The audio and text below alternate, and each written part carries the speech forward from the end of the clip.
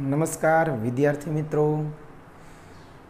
मित्रों आप 12th science में चैप्टर नंबर 9 जेम 12मा धोरण में 2 टेक्स्ट बुक है पार्ट 1 और पार्ट 2 एम आपणे शुरुआत करवा जई रह्या छे पार्ट 2 नु पहलू चैप्टर एटले के आम जो तो आपणा 12मा धोरणनु चैप्टर नंबर 9 किरण प्रकाश शास्त्र जे मार्क्सनी दृष्टिए इम्पोर्टंट तो है ज पण आम सहेलू चैप्टर गणी शकाय कारण के आना घणा बधा कन्सेप्ट तमे धोरण 10 में भणी चूक्या छो एटले थियरिकल सहेलू छे पण अमुक टॉपिक एवा आवे छे जे तमे 10th में कदाच कवर न पण करी चूक्या होय तो एनी चर्चा आपणे 12मा धोरण में व्यवस्थित रीते करशुं। तो सौथी पहला के चैप्टर नंबर 9 जे छे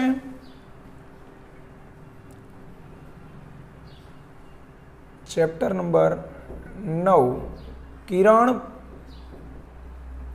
प्रकाश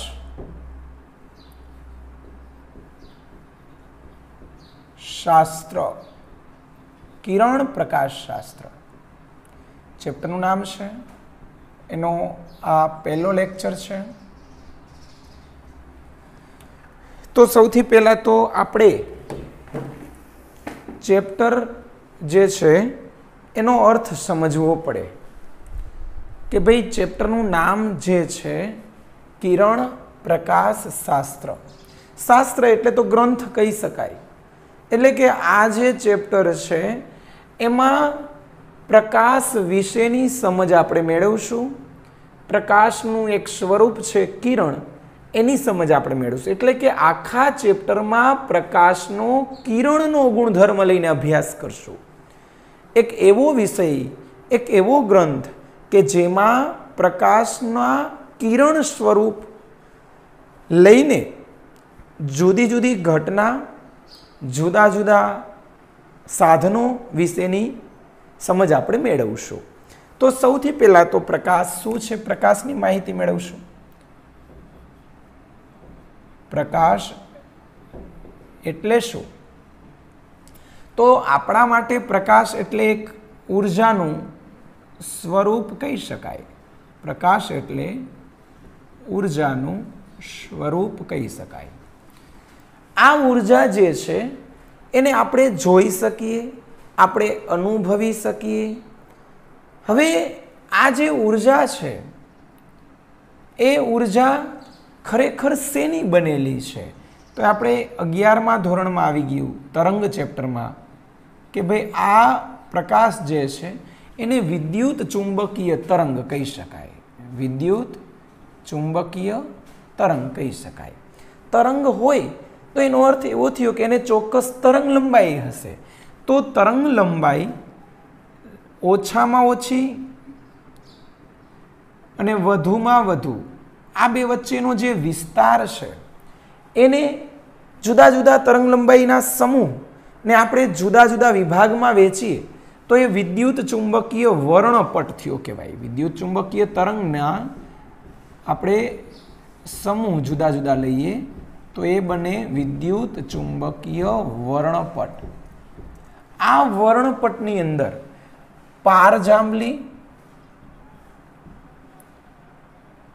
दृश्य प्रकाश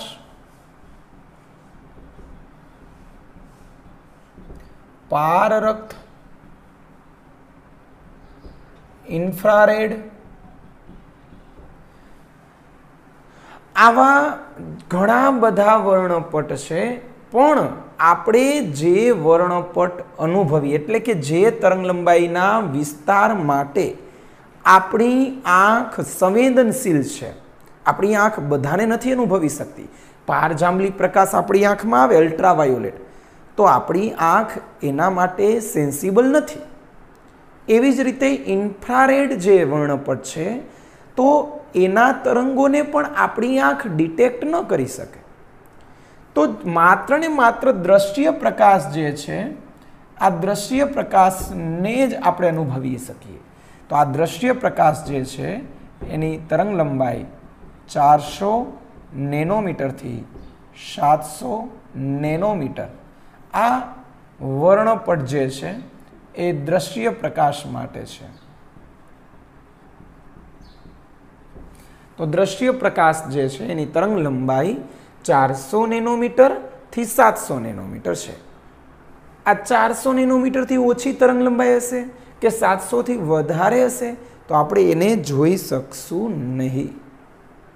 તો આ મેં પ્રકાશની સાદી સમજ આપી. હવે પ્રકાશ જે છે એનો મેઇન ઉદ્ગમ તો આપણને ખબર છે કે આખા યુનિવર્સલમાં સૂર્ય એ પ્રકાશનો મુખ્ય ઉદ્ગમ છે. પણ દરેક પદાર્થ જે છે એ પોતાની ઉર્જા અનુસાર પોતાનામાંથી વિદ્યુત ચુંબકીય તરંગનું ઉત્સર્જન કરશે અને આવા જુદા જુદા તરંગ લંબાઈ ધરાવતા પ્રકાશને આપણે અનુભવી શકીએ છીએ, જેને આપણે જુદા જુદા રંગથી ઓળખતા હોય. તો એમાં જાની વાલી પીનારા દ્રશ્ય પ્રકાશમાં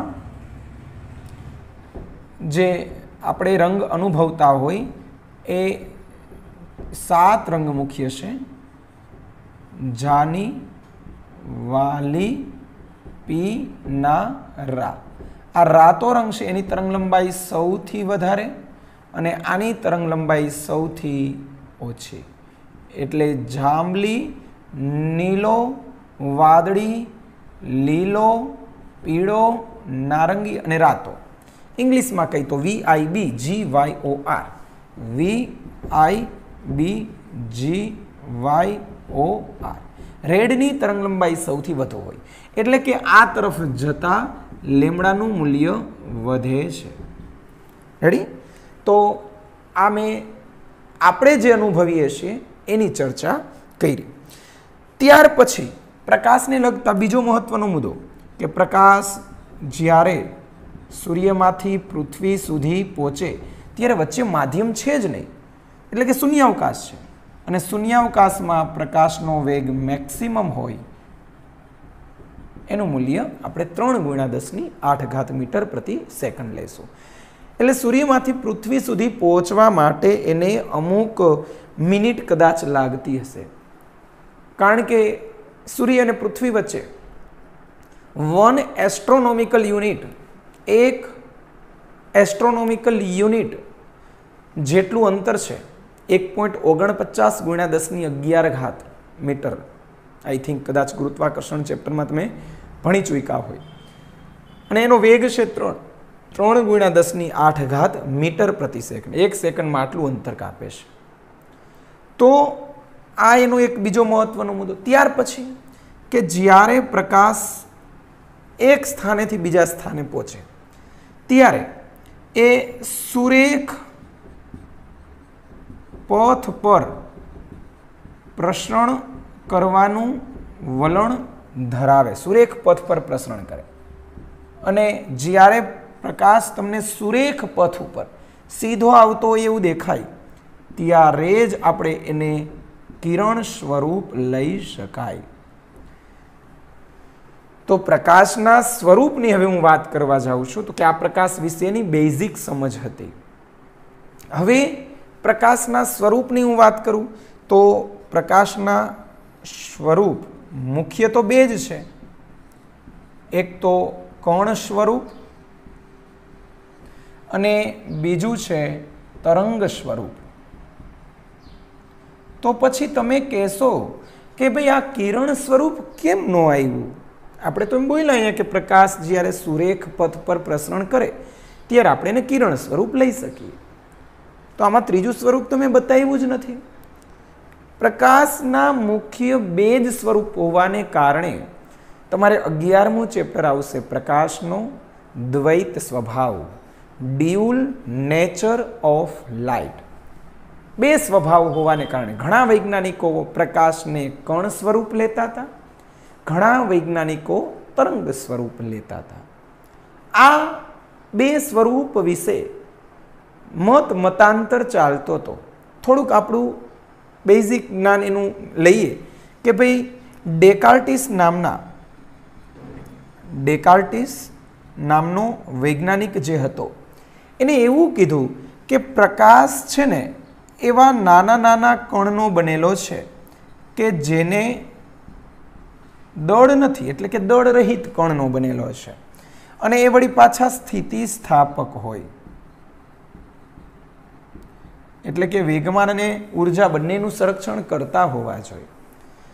અને આવા જે કણ છે કે જે દળ રહિત અને સ્થિતિસ્થાપક છે એવા કણને આપણે એટલે કે ડેકાર્ટીસે કોર્પસ્ક્યુલર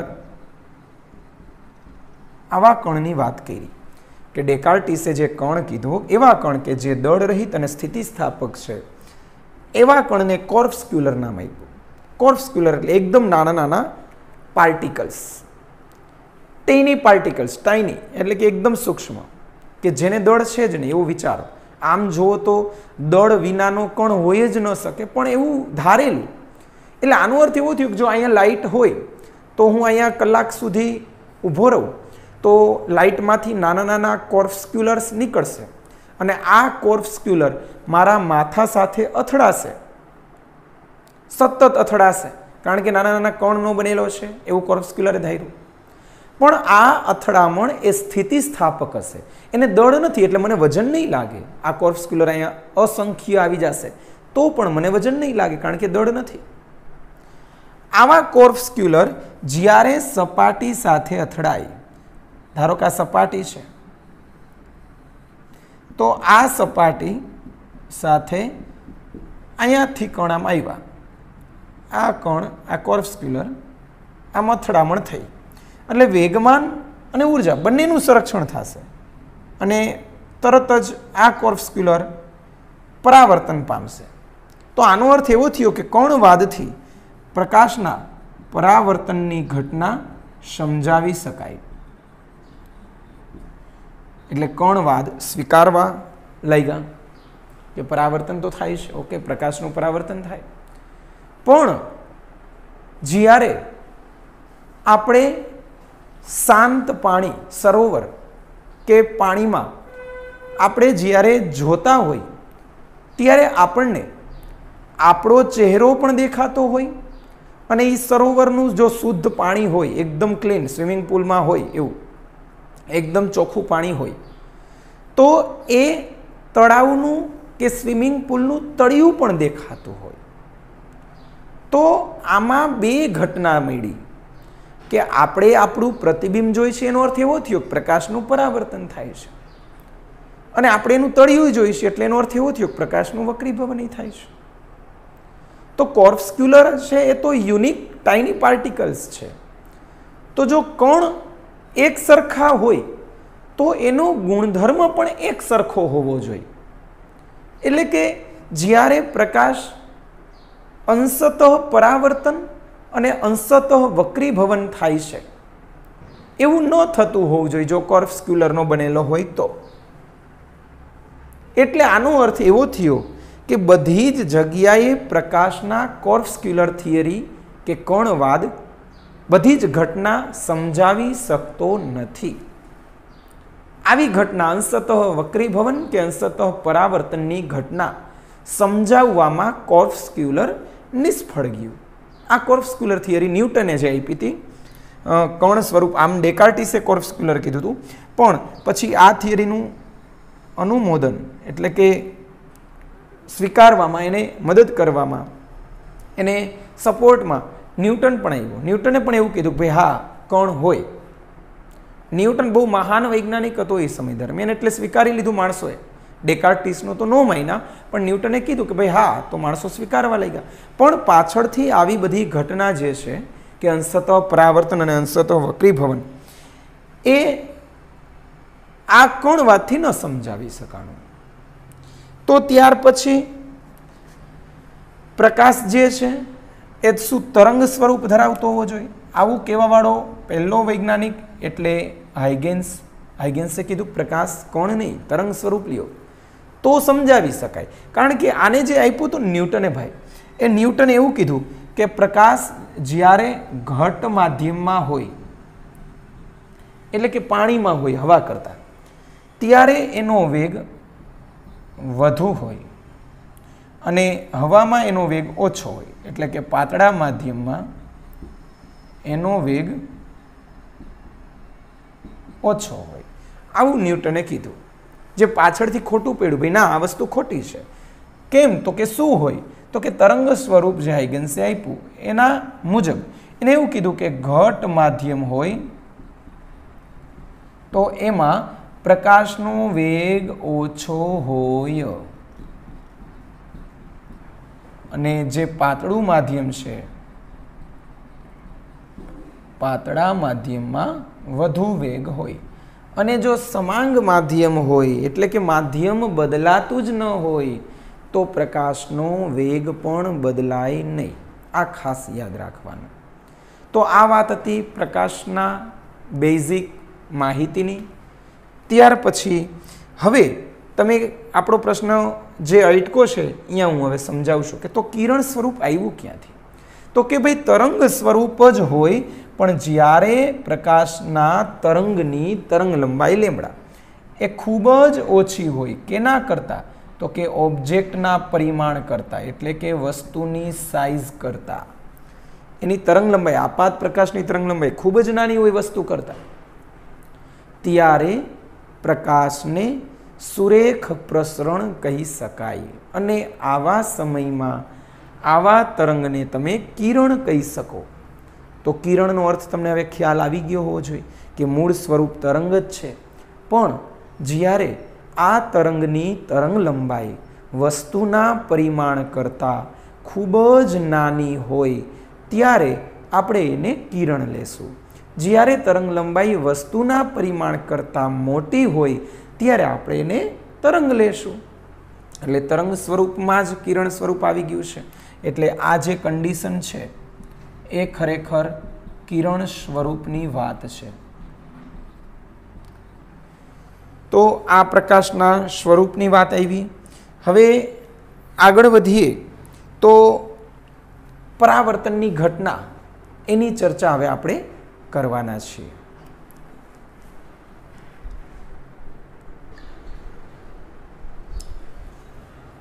હવે પ્રકાશના તરંગ સ્વરૂપ કે કણ સ્વરૂપ, એમાં મુખ્ય પ્રકાશીય ઘટના કઈ? તો પ્રકાશ, પરાવર્તન, વક્રીભવન અને વિભાજન એ ત્રણ ઘટના પ્રકાશના કિરણ સ્વરૂપની સાબિતી આપે છે. ફરીથી હું બોલું છું કે ભાઈ આ કિરણ સ્વરૂપ, તરંગ સ્વરૂપમાં આપણે એક ઘટના ભણશું, વ્યતિકરણ, વિવર્તન અને ધ્રુવીભવન. આ ત્રણ ઘટના એ પ્રકાશના તરંગ સ્વરૂપની સાબિતી આપે. કિરણ સ્વરૂપમાં પરાવર્તન,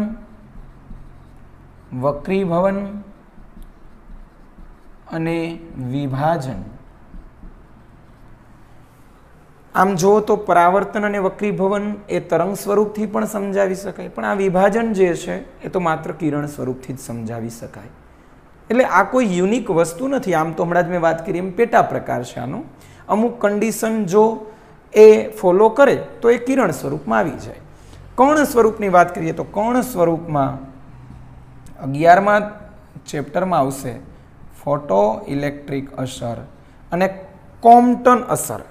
આ થિયરી જે છે એ પ્રકાશના કણ સ્વરૂપની સાબિતી આવે. હવે આપણે તો આ ચેપ્ટરમાં તો કિરણ સ્વરૂપ જ ભણવાનું છે, એટલે અહીંયાથી હવે ચેપ્ટર આપણું સ્ટાર્ટ થાય છે. હવે આપણે કિરણ સ્વરૂપ સ્વીકારી લીધું કે ક્યારે કિરણ? તો કે પ્રકાશ સુરેખ પથ ઉપર ગતિ કરતો હોય તો એને કિરણ સ્વરૂપ જ કહી શકાય.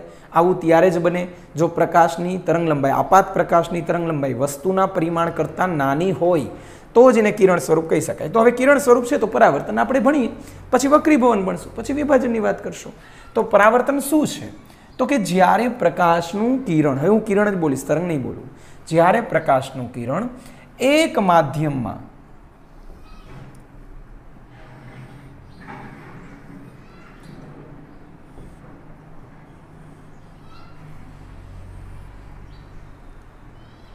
આ જે છે એ મેં અપારદર્શક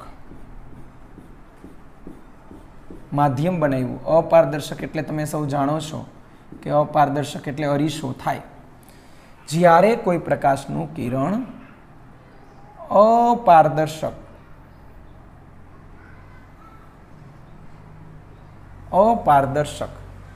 સપાટી પર આપાત થાય એટલે કે આ કિરણને આપણે આપાત કિરણ કહેશું. તો આ જેના ઉપર આપાત થાય એના ઉપર પહેલાં તો લંબ બનાવી લેવાનું. એટલે આપણે લંબ બનાવી લીધો. એટલે આ લંબ કોને?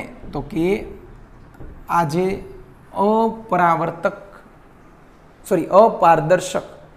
અપારદર્શક બોલો અથવા તો પરાવર્તક બોલો તો એ પરાવર્તક સપાટીને લંબ, આ સપાટી છે, અરીસો છે, એને લંબ મેં દોરેલો. તો આ લંબ સાથે જે ખૂણો બનાવે એ ખૂણાને આપણે નામ આપ્યું થીટા આઈ, આપાત કોણ કહેશું. તો આ જે છે એ જવું જોઈએ સીધું આમ જવું જોઈએ, પણ જો માધ્યમ ન હોત તો પ્રકાશ પોતાનો માર્ગ ચાલુ રાખે, સુરેખ માર્ગ. પણ અહીંયાથી પરાવર્તક હોવાથી એને પરાવર્તિત મળ્યું, એટલે કે આ કિરણ જે છે એ પરાવર્તિત કિરણ કહેવાય અને આને બનાવેલો ખૂણો થીટા આર કહેવાય. તો આ પરાવર્તનાને કહેવાય કે ભાઈ જ્યારે કોઈ પ્રકાશનું કિરણ હવામાંથી કોઈ અપારદર્શક અથવા તો પરાવર્તક સપાટી પર અથડાય ત્યારે સ્થિતિસ્થાપક અથડામણ થશે, વેગમાન અને ઉર્જાનું સંરક્ષણ થશે. અપારદર્શક હોવાથી એ જે માધ્યમમાંથી આવ્યું એ જ માધ્યમમાં પાછું મોકલી દેશે. હવે આપાત કિરણ અને પરાવર્તિત કિરણ એક જ માધ્યમમાં હોવાથી એનો વેગ કે તરંગલંબાઈ, વેગ અને આવૃત્તિ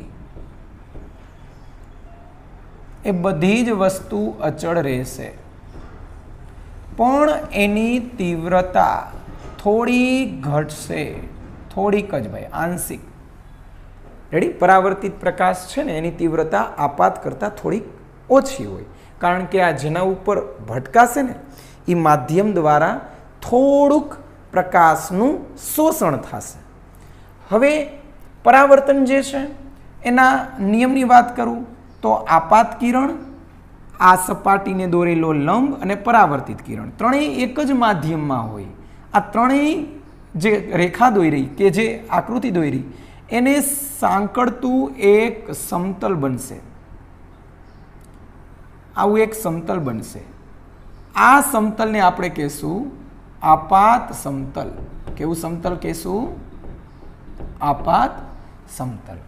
આ આપાત સમતલ જે છે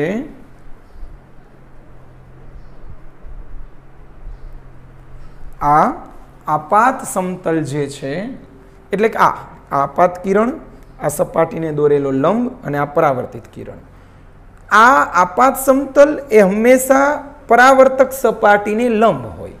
એટલે આ બંને લંબ હોય. આપાત સમતલ, ચાલો, આપાત સમતલ લંબ હોય. કોને? તો કે આ સપાટીને, જેને પરાવર્તક સપાટી કહેવાય. ઓકે, પરાવર્તક સપાટીને લંબ હોય. ત્યાર પછી બીજો નિયમ કે આપાત કોણ અને પરાવર્તન કોણના મૂલ્ય હંમેશા સમાન હોય. આ પરાવર્તનના નિયમ. ફરીથી હું બે નિયમ બોલી જાઉં છું. આપાત કિરણ, પરાવર્તિત કિરણ અને સપાટીને દોરેલો લંબ ત્રણેય એક જ માધ્યમમાં અને એક જ સમતલમાં હોય, જેને આપાત સમતલ કહેવાય. આ આપાત સમતલ એ આ પરાવર્તક સપાટીને લંબ હોય.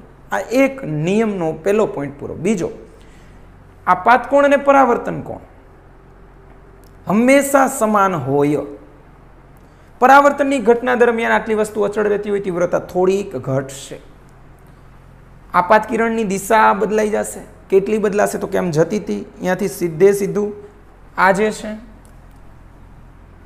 આ થીટા આઈ છે, થીટા આર છે, અને આ જે ખૂણો છે એને હું વિચલન કોણ કહી દઉં ભાઈ? ડેલ્ટા. કારણ કે જવું જોઈએ અહીંયાથી આમ વહી ગયું.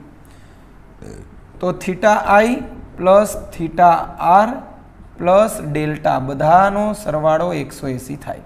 થીટા આઈ ને થીટા આર તો સરખા છે, તો હું 2 થીટા આઈ કહી દઉં. therefore delta is equal to 180 degree minus 2 theta iq અથવા 180 minus 2 theta rq. આ વિચલન કોણ શોધવા માટેનું સૂત્ર કહી શકાય. તો આ હતા પરાવર્તનના નિયમો. હવે પરાવર્તન કોણ કરી શકે? તો જે પરાવર્તક સપાટી હોય એ કરી શકે, અને આવી પરાવર્તક સપાટી જે હોય એને આપણે અરીસો કહેતા હોય. તો હવેના લેક્ચરમાં આપણે નેક્સ્ટ લેક્ચરમાં અરીસા વિશેની સમજ મેળવશું. ત્યાં સુધી ઘરે રહીને આટલો અભ્યાસ કરો. આજનો પહેલો લેક્ચર આપણે અહીંયા પૂરો કરીએ છીએ. Thank you very much.